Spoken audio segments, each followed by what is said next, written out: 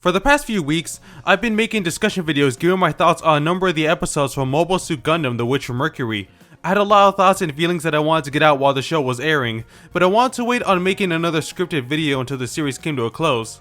Some may remember the first video I made on this series earlier in the year, where I spoke very enthusiastically about it, so you can consider this video a follow-up to that one. With the show now wrapped up, there's a good few things I want to get across, but I want to start off by saying that The Witch from Mercury grabbed me by the heart and impacted me in its own unique way. That's not to say it was a perfect show, or that other shows haven't also heavily impacted me, but G-Witch now has its own special place in my brain. Before I get any more sappy though, there are some more critical points I want to make. First off, I know that many are disappointed that this show was as short as it was, and would have liked the story to breathe more with more episodes. I can definitely understand and agree with this sentiment as we got closer to the end, but I largely enjoyed the pacing in most of the episodes in Season 2. Each episode was able to make an interesting push forward in the story, while also having scenes that stuck in my head. That doesn't mean I loved every single episode the season had to offer though. I think my least favorite episode of the series ended up being episode 21. It was nothing bad, but it was clearly an in-between episode that was pushing us towards the finale, with very little to make it stand out on its own as an interesting episode, besides the reveal of Quiet Zero. Another episode I had gripes about because of the limited runtime was episode 23, as I don't believe we needed this conflict between Guel and his younger brother in the second to last episode.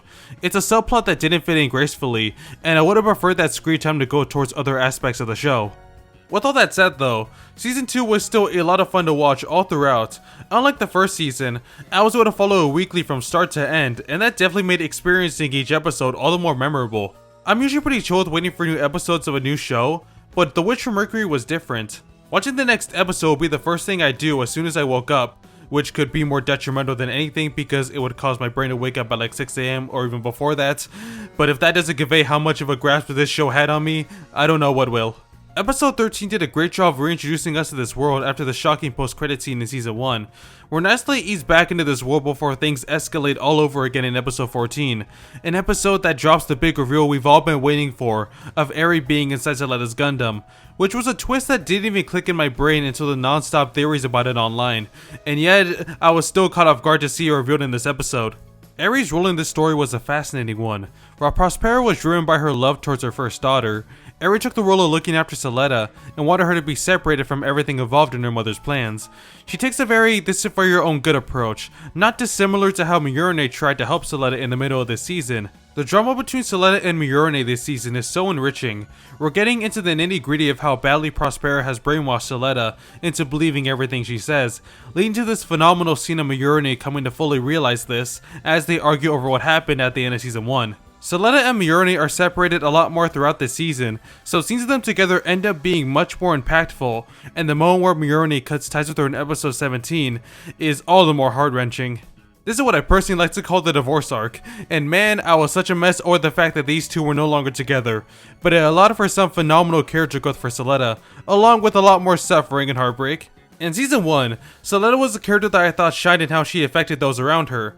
She had an influence on others due to her bright nature and the morals that she stuck by, but in Season 2, we begin acknowledging the flaws that she has as a person.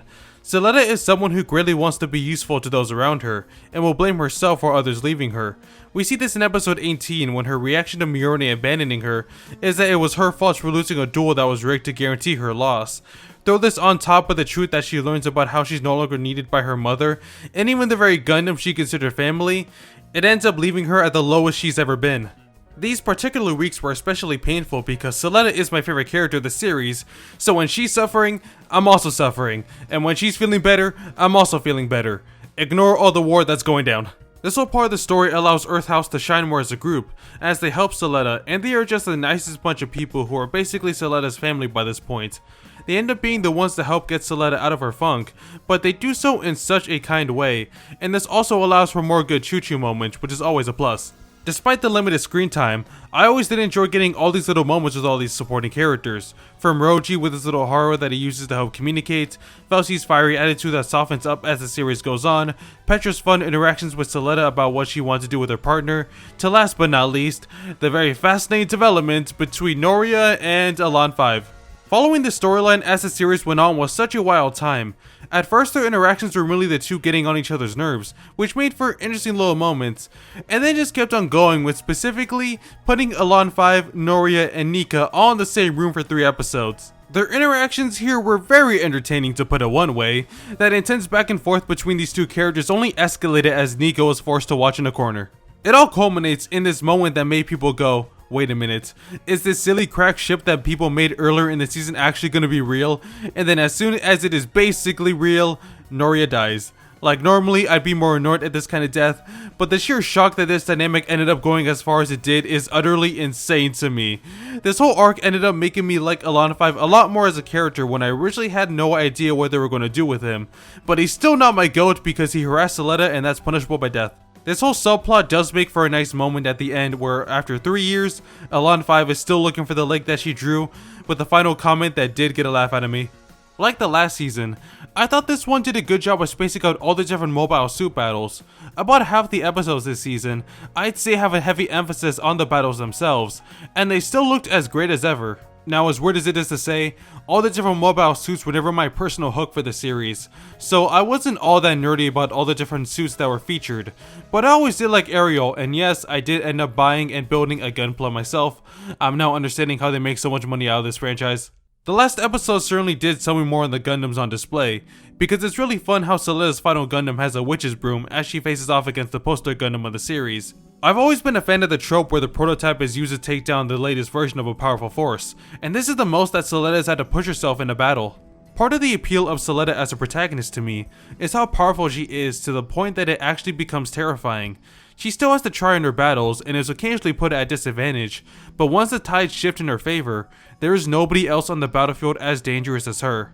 It makes the moment Suletta flattens a human all the more impactful, because you see how deadly she really is when you take her outside of a dueling environment. There's a reason Mjolnir had to straight up shut down Soletta's control of Ariel to finally get her to lose a battle. By the time she's piloting a Gundam again for the finale, while not being as insanely powerful as before, she now has a newfound resolve to help others because it's what she wants to do. They emphasize how this really shouldn't be Soletta's responsibility, but Suletta is determined to make things right because she knows it's the right thing. She's been guided by this idea of moving forward to gain something out of it, but she grows to learn that moving forward is a reward in and of itself, regardless of what mistakes are made along the way.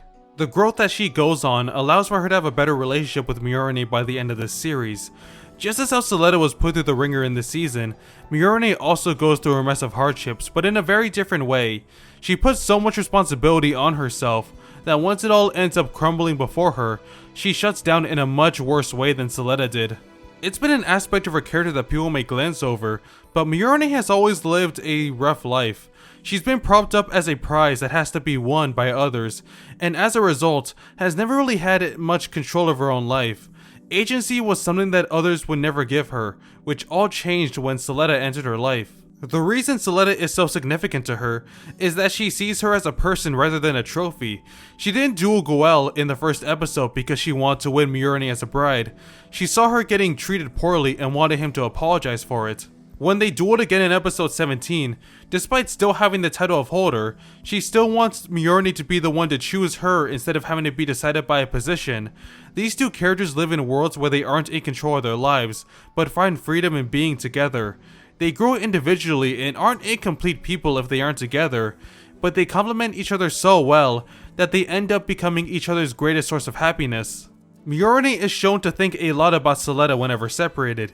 You get a great sense that they yearn to be by each other's side for a good amount of episodes, which leads to the scene where they truly reconcile in episode 22 to be one of the most emotional moments in the entire series. There's a sincere honesty to this whole scene, as Suletta openly accepts Mjolnir even when she's at her lowest, similar to the scene in episode 11 when Suletta was at a low point.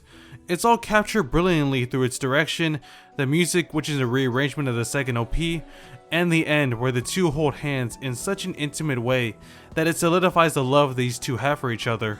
That love really is the greatest emotional core that the Witch from Mercury has. Throughout the whole show, no matter what was happening at the time, I wanted to see what happened to these two. I was so unsure of what kind of ending they'd get, but I kept watching to see if they'd get their happy ending. I saw so many people saying how the story would end in some sort of tragedy, and I was always on the side that thought things would turn out okay, but to actually witness the happy ending for myself, an ending where Suletta and Miyurine are happily married together, it made all those weeks of watching absolutely worth it. This is a sci-fi drama about giant robots by a legacy franchise starring two female leads who are undeniably in love with each other and are canonically married by the end. I don't know if they're just under my radar, but it's not every day that I find an anime like this. The way their relationship develops throughout the series is so natural, and even with the faster pacing of the second season, everything about Suletta and Miyurine is so well made. Despite loving series like Love is War, I think Suletta and Miyurine are the most I've ever gotten invested in a romantic relationship in a piece of media. When I think of how emotionally invested I became with them, I don't think any other ship can compare. Their ending scenes together mean so much to me that I'll probably start tearing up if I watch them again.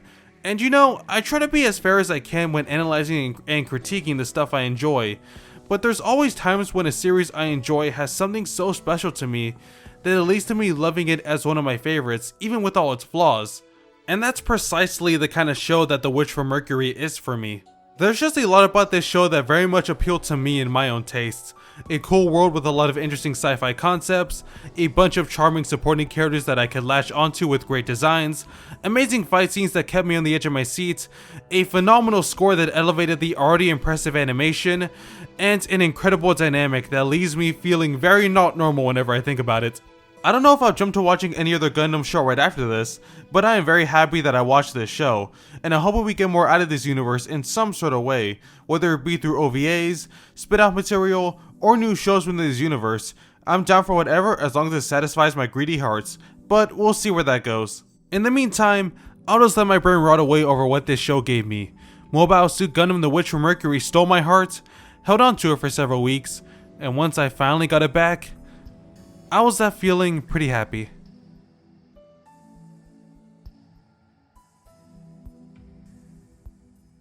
Welp, that seems like a good place to call it for this video.